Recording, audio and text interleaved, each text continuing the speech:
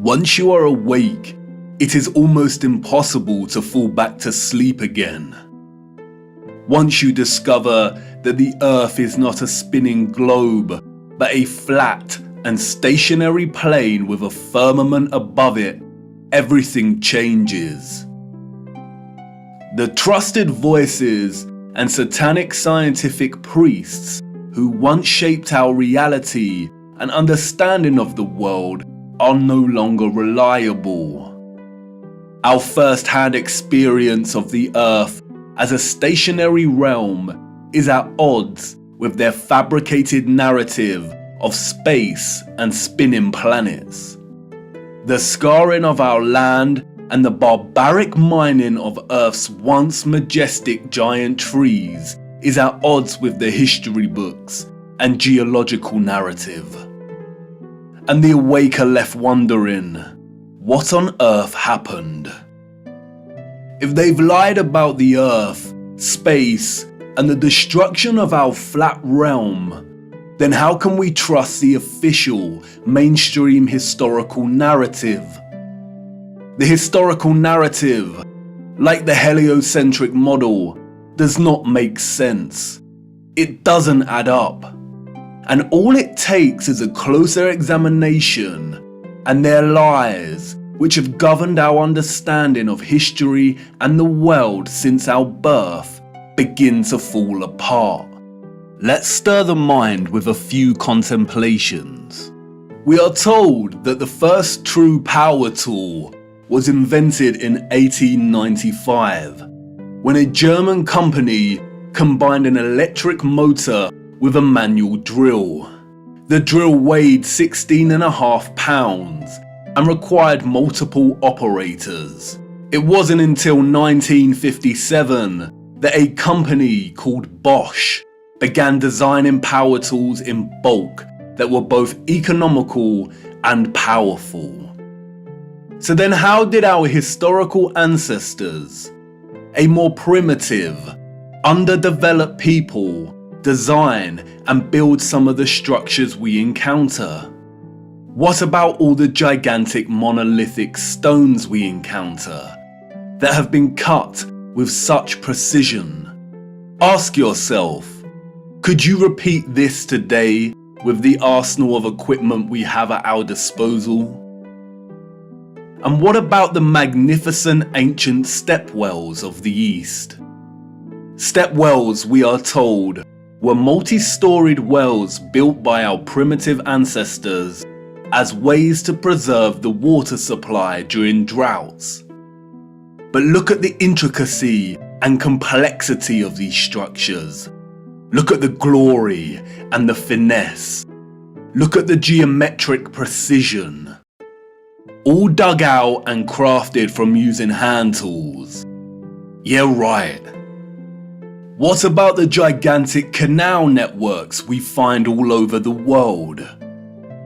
The Erie Canal in America was allegedly built between 1817 and 1825. There were no civil engineers in America at this time. The people responsible for planning construction were novices, we are told. The canal is 12 meters wide and 4 meters deep. The Erie Canal spans 363 miles. But this was not just a case of digging each day for the Irish immigrants and their oxen companions. They had to fell hundreds of trees as they passed through the virgin forest. They had to build complicated aqueducts and locks, and they had to pass through the Niagara Escarpment, an 80-foot high wall of hard limestone. They had to use black powder to blast through this, we are told, as dynamite had yet to be invented. The canal spans 363 miles and was constructed over an 8-year period. This means that on average, 1 mile was completed every 8 days. What a record, especially since those responsible were novices, and power tools and dynamite were yet to be invented. I can tell you now, The so-called early settlers of the Americas did not build these canal systems.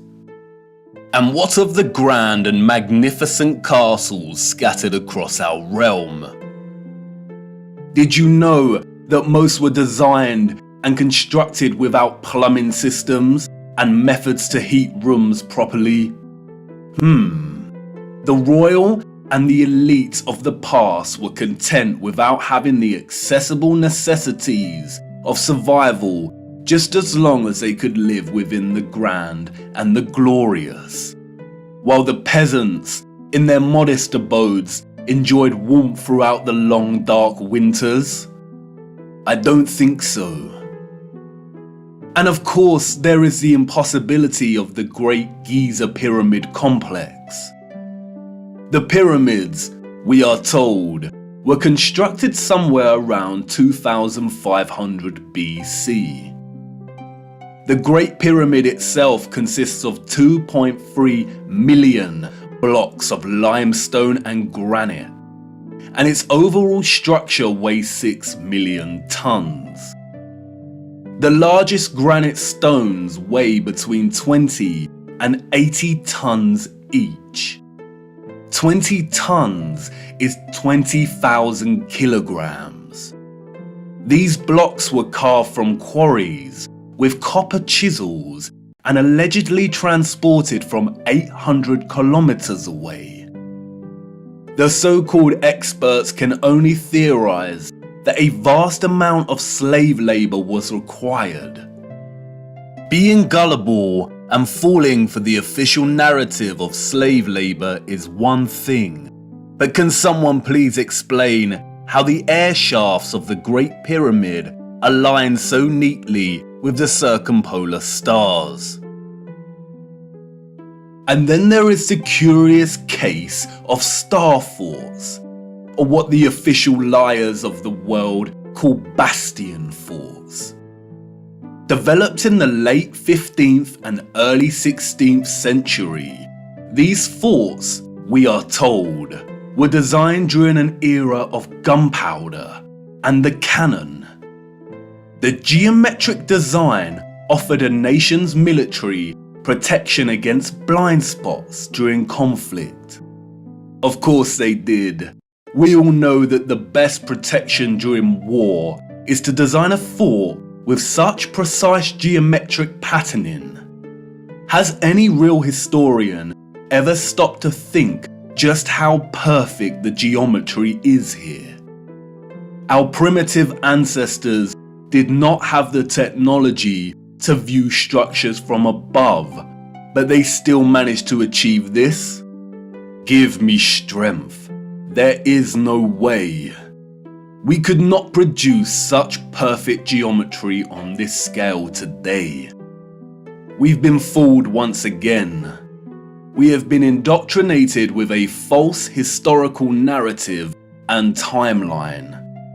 And, like the silly heliocentric model, all it takes is a closer look at this narrative and things soon start to fall apart, and the lies become so blatantly evident.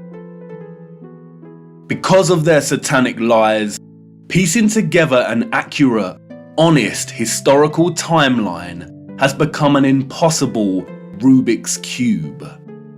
The official narrative, a Pandora's box, only offering us tiny clues, half-truths, and deceptions. The stitchings of our true historical timeline have been loosened. The contents erased and muddled before we were even born into this world. And herein lies the problem. How to know where you are going if you don't know where you are in the first place?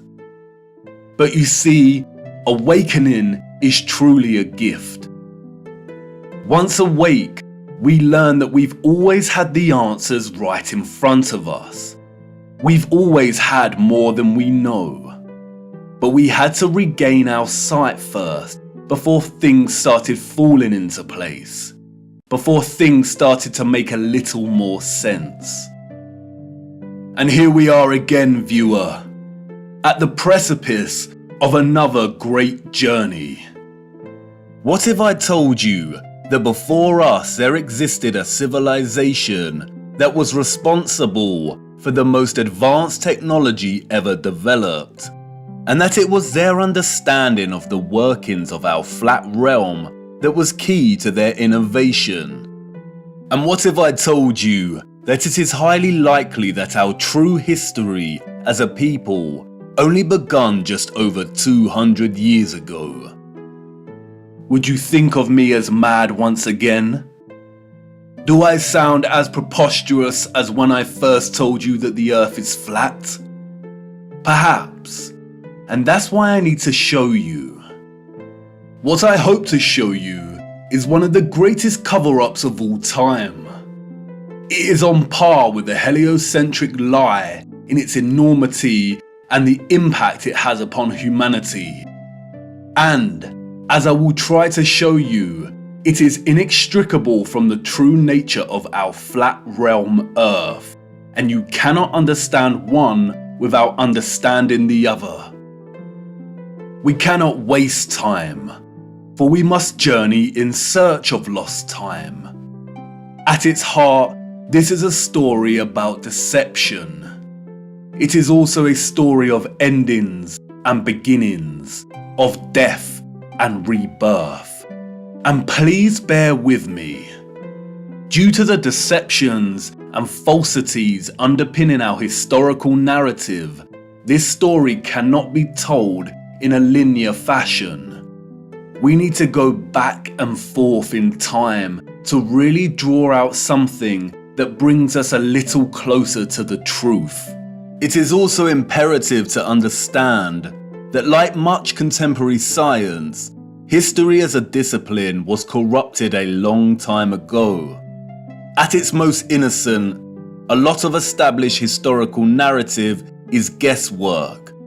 But at its worst, it is a set of lies agreed upon, as the so-called Napoleon put it so succinctly. We are going to be digging in the dark. No historian will be there to help us. We are alone in this journey. Our journey is a hunt for things buried in plain sight. And things may become a little uncomfortable at times, but it is necessary. We have been living a comfortable lie for far too long now.